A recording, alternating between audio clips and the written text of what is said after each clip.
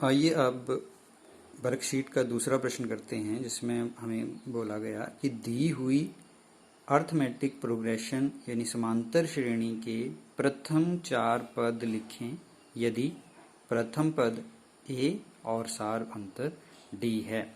तो स्टूडेंट्स, हम प्रथम पद को t1 भी लिख सकते हैं, a भी लिख सकते हैं, और सारवंतर को तो d से ही लिखा जाता है। तो प्रथम पद यानी t1 हमें दिया है 10 और सारवंतर दिया है 10। तो हमें क्या ज्ञात करना है?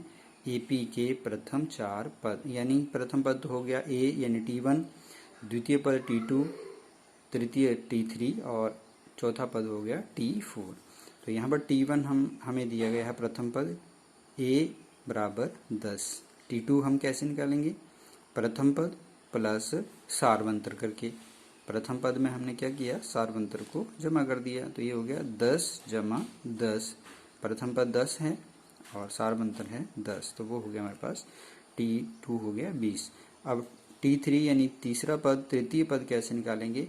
दूसरे पद में जो हमारे पास दूसरे पद में आंसर आया उसमें हम सारवंतर को जोड़ देंगे, तो वो हमारे पास आ जाएगा द्वितीय पद 20 है जमा सारवंतर 10 है बराबर 30। यानी जो अगला जो हम टर्म ज्ञात करेंगे, अगला पद ज्ञात करेंगे, तो हम पिछले पद में सारवंतर को जमा करते जाएंगे। तो चौथा पद यानी t4 जो है वो कैसे ज्ञात करेंगे? तीसरे पद में तृतीय पद जमा सारवंतर।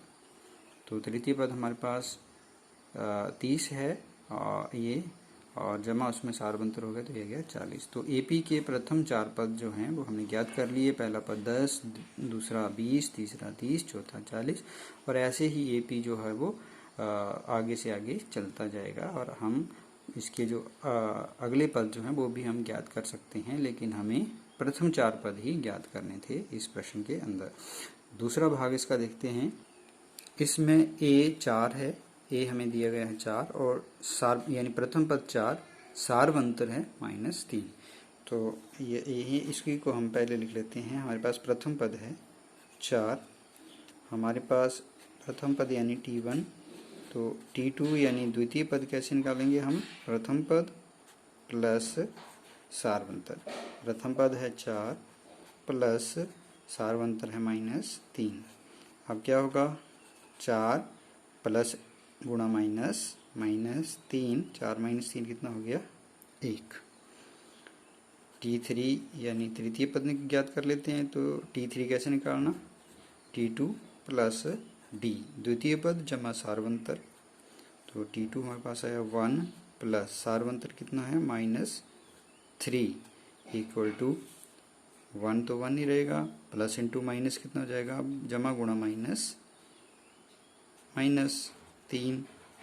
अब ये माइनस का सवाल है, बड़ी संख्या 3 है, उसके आगे माइनस है, तो आंसर माइनस में।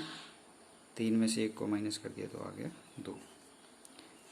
चतुर्थ पद यानी चौथी टर्म, फोर्थ टर्म जो है वो ज्ञात करते हैं। कैसे चौथी ज्ञात करनी है? तो t3 तृतीय पद में हम सारवंतर को जोड़ देंगे। तृतीय पद हमारे पास आया -2 प्लस सारवंतर, सारवंतर है -3 इक्वल टू -2 प्लस गुणा -3 इक्वल टू, अब दोनों के साथ एक जैसा चिन्ह है तो आंसर में भी वही चिन्ह आएगा। 2 के आगे भी माइनस, 3 के आगे भी माइनस, तो आंसर माइनस में आएगा, और दोनों को हम जमा कर देंगे। 3 जमा 2 हो गया 5। तो इस तरह से हमारे पास जो AP के प्रथम 4 पद जो हैं वो क्या क्या आ गए कि प्रथम 4 पद,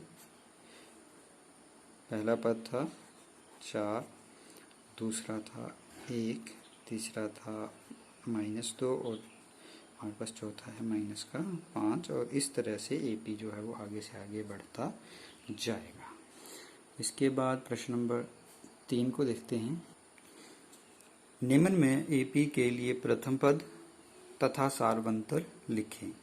तो पहला भाग है जो हमें AP दिया गया है 3, 1, -1, -3। तो हमें पता है जो सबसे पहले लिखा है उसको हम बोलते हैं प्रथम पद, यानी कि A यानी कि t1। तो वो हमारे पास कितना आ गया? 3।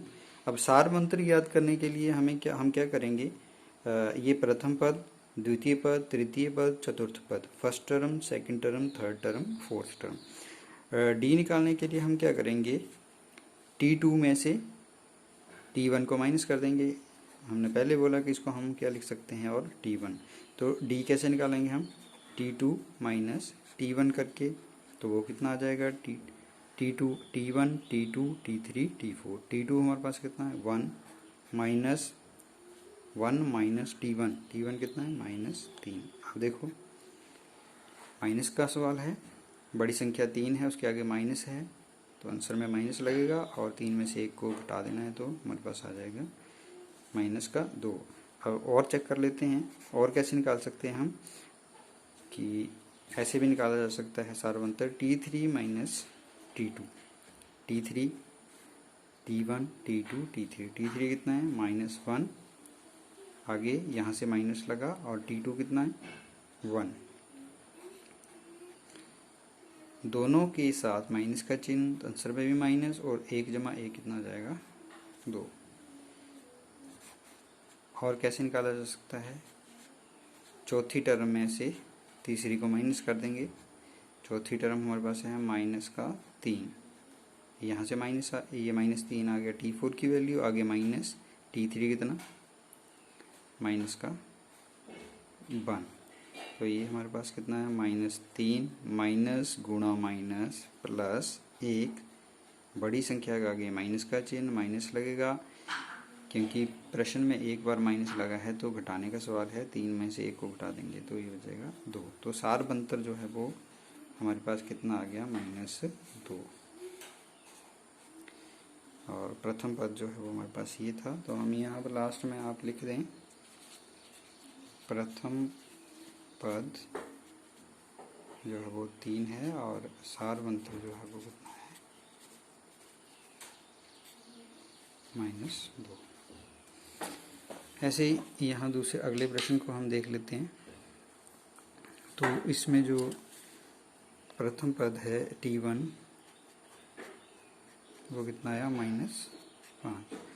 अब कॉमन डिफरेंस D निकालते हैं, यानी सार बंतर निकालते हैं, तो T2 माइनस T1, T2 हमारे पास है -1,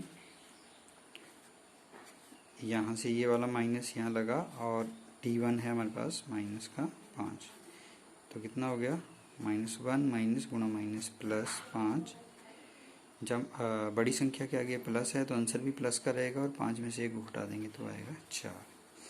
और सार बंतर कैसे निकाल सकते हैं, ये सभी में से माइनस करेंगे, यानी कि हम माइनस करते जाएंगे तो एक जैसा ही हमें संख्या मिलेगी।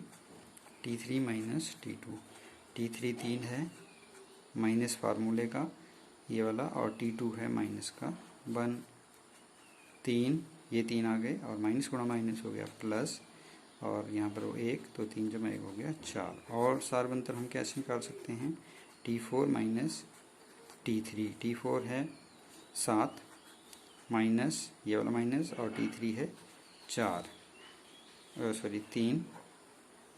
तो हमारे पास 7 में से 3 को माइनस कर दिया, तो हमारे पास आ गया 4। तो प्रथम पद इसका जो AP का है, वो प्रथम पद आया A बराबर -5, और सार बंतर जिसको हम D लिखते हैं, वो हमारे पास आ गया 4। तो इस तरह से हम प्रथम पद और सार बंतर को ज्ञात कर सकते हैं।